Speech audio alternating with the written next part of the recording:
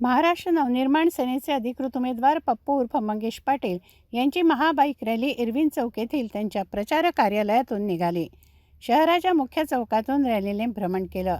Irwin चौक, railway station चौक, bus depot, Shivtekdi, Congress committee कार्यालयापासून रुक्मिणीनगर, हमालपुरा, राजकमल चौक, राजापेठ, अंबादेवी मार्गे गोरक्षण चौक, गांधी चौक, साबणपुरा, परकोटाच्या आतील भाग, जव्हार रोड मार्गे जयस्तंभ चौक, मालवीय चौक, विलासनगर, लक्ष्मीनगर, नवसारी, कठोरा नाका, शेगाव नाका, गाडगे महाराज समाधी मंदिर, पंचवटी, कॅम्प अशा विविध परिसरात भ्रमण करत ही रॅली पुन्हा इरविन चौक येथील पप्पू पाटील यांच्या प्रचार कार्यालयावर आली.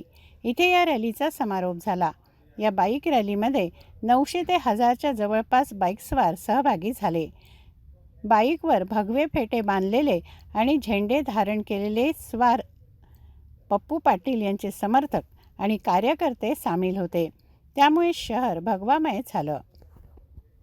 अमरावतीच्या अस्मितेची महाराष्ट्र नवनिर्माण सेनेचे